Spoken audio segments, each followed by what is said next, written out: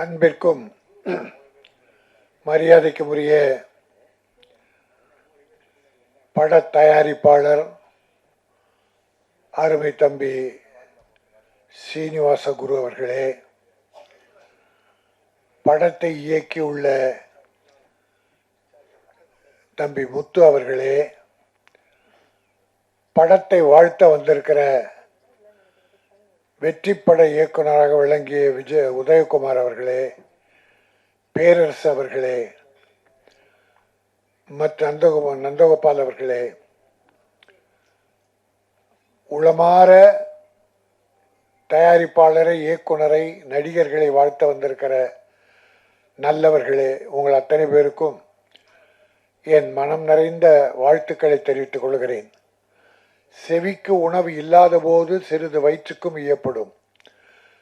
ஆனால் இங்கே வயிற்றுக்கு பிரியாணி விருந்து கொடுத்த பிறகு செவிக்கு சில செய்திகளை சொல்லி வாழ்த்த இங்கே விழாவை நடத்தியிருக்கிறார்கள். பல பேர் மகிழ்ச்சியோடு ஆனந்தத்தோடு படத்தை வாழ்த்தி கொண்டிருக்கிறார்கள்.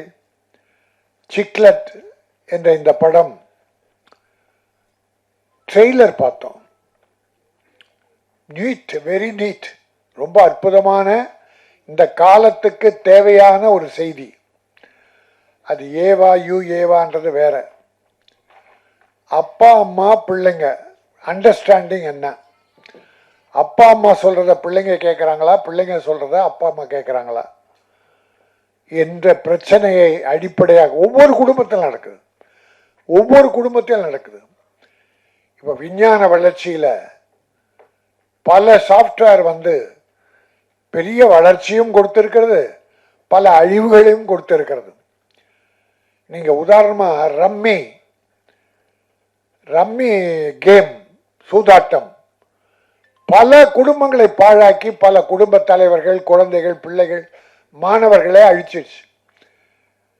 போதையில் அது ஒரு போதை. இதை தமிழக அரசு சட்டம் போட்டு பல குடும்ப தலைவர்கள் பேராசையில் ஆடி எல்லாம் மனநோயாளியாகி கெட்டு போனாங்க. 20க்கும் மேற்பட்ட இறந்து போனாங்க. சட்டமன்றத்தில் சட்டம் இயற்றி அதை ஆளுநருக்கு அனுப்பி வைக்கிறாங்க ஒப்புதலுக்காக. அப்புறம் அது கோர்ட்டுக்கு போகுது, கோர்ட் என்னமோ சொல்லுதுன்னு வச்சுங்க. ஆனால் அந்த ஆளுநர் இந்த கேம்பிளிங் நடத்துகிற அந்த முதலாளியோடு பேசுறார், தனியா கூட்டம் போட்டு பேசுறாராம். அது எந்த வகையில் நியாயம்? குடும்பத்தை கெடுக்கிற இது. மற்ற அரசியலுக்கெல்லாம் நம்ம தயாரா இல்லை.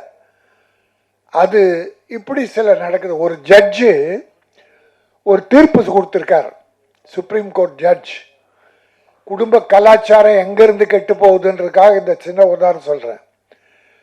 ஒரு தீர்ப்பில் ஒரு ஜட்ஜி தீர்ப்பு கொடுக்கிறாரு, கணவன் மனைவியில அந்த மனைவி விருப்பத்தோடு இன்னொருவரோட போனா அது தப்பு இல்லையா? Judgement supreme court. இதுவா நம் கலாச்சாரம் எப்படி சீர்கட்டு போச்சுன்னு இருக்கு.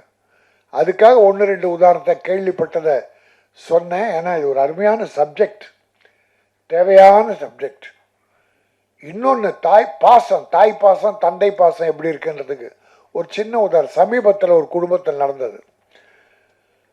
அப்பா அம்மா கஷ்டப்பட்டு பிள்ளைய படிக்க வச்சு கல்யாணம் பண்ணி ஒரு குழந்தை இருக்கு.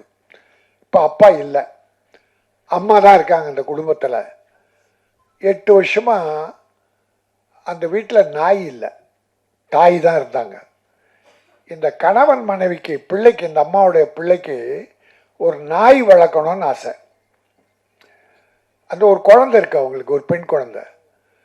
அவன் என்ன சொல்றான், நாய் வாங்க போறேன். அம்மா சொல்றாங்கப்பா வானப்பா, ஃப்ளாட் வீடுப்பா, வேற எங்கே கிரவுண்டு கூட இல்லை, நாய் அங்கங்க ஓடும், முடி உதிரும், வேணாப்பா அப்படின்னு அம்மா ஒரு அட்வைஸ்.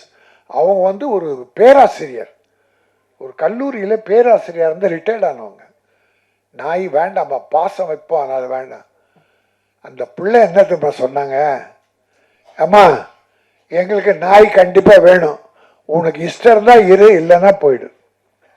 சத்தியமா சார், 6 மாதம் ஆச்சு சார். நாய் வேணுமா சார், பெற்ற தாய் வேண்டாமா சார்?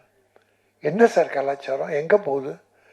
அதுக்கேற்ற மாதிரி நம்ம ஃப்ளாட் வீடு வந்து புள்ள ஒரு ரூமில், மனைவி கணவன் ஒரு ரூமில், பொண்ணு ஒரு ரூமில், எல்லாரும் எப்பாவது ஒரு தடவை தான் ஹாலில் இருப்பாங்க.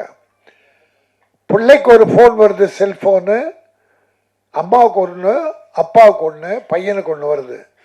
4 பேரும் ஃபோன் எடுத்துக்கிட்டு ஒருத்தன் மாடிக்கு போகிறான், ஒருத்தன் வராண்டா போகிறான், ஒருத்தன் தெருவுக்கு போகிறான், அம்மா சமையல் கட்டில் போகிறாங்க. அண்டர்ஸ்டாண்டிங் இல்லை, என்ன பேசுகிறான்னு யாருக்குமே தெரியல. இப்பெல்லாம் முன்ன அப்பா அம்மா மாப்பிள்ளை பார்த்து பொண்ணு கல்யாணம் வச்சு நிறைய நடந்தது, நல்ல பண்பாடு. ஆனால் இப்போது அப்பா அம்மா பொண்ணுக்கு மாப்பிள்ளை பார்க்குறாங்க, திடீர்னு இந்த பொண்ணு ஒரு மாப்பிள்ளையை கூப்பிட்டு வந்து, அப்பா இவர் தான் என் புருஷன், கல்யாணம் முடிச்சுட்டு வந்து நிற்கிறான் சார் அப்பா அம்மா ஒன்றும். ஏன்னா நம்ம எல்லாம் ஃபேமிலிஸாக இருக்கோம். அதுக்காக ஒரு சின்ன வருத்தத்தை பகிர்ந்துக்கிட்டேன். இந்த கதை ஒரு அற்புதமான மேட்ரை குடும்பங்களுக்கு சொல்கிற ஒரு அற்புதமான விஷயம். அதை முத்து என் தம்பி பிரமாதமாக பண்ணியிருக்கீங்க தம்பி, நல்லா பண்ணியிருக்கீங்க. சீனிவாச குரு ப்ரொடியூசர் இந்த படத்தை துணிச்சலாக எடுத்திருக்காரு. அதில் கூட அவர் வேற ஒரு படம் ட்ரை பண்ணாராம். இந்த கதையை பொண்ணுக்கிட்ட சொல்ல அந்த பொண்ணு அப்பா இதான் எடுக்கணும்னு சொல்லிச்சான். அதனால இந்த படம் வெற்றி பெறும். ஏன்னா இந்த காலத்து பிள்ளை எப்படி வாழணும் குடும்பத்தோடுன்ற விரும்பி தான் இதை மக்களுக்கு சொல்லணும்னு அது அப்பாவுக்கே இந்த படத்தை எடுங்கன்னு சொல்லியிருக்கு. அது அப்பா பொண்ணு பேச்சை கேட்டான் பார், குரு நீ வாழ்க, அப்பா வாழ்க, அம்மா வாழ்க, பிள்ளைகள் வாழ்க. ரொம்ப அற்புதமான விஷயம். ஒரு வீட்டில் புருஷன் பொண்டாட்டி இருக்காங்க, பொண்டாட்டி சமையல் ரூமில் இருக்கா, புருஷன் பெட்ரூமில் இருக்கான். புருஷன் ஃபோன் பண்ணுறான் பொண்டாட்டிக்கு பெட்ரூமில் இருந்து. ஃபோன் பண்ணால் என்னது, நீங்கள் தொடர்பு கொள்பவர் தொடர்பு எல்லைக்கு அப்பால் உள்ளார். எங்கே, ஒரு 50 அடி தூரம் தான். இன்னொரு ஃபோன் போட்டான், என்னடா இவளை காணன்னு.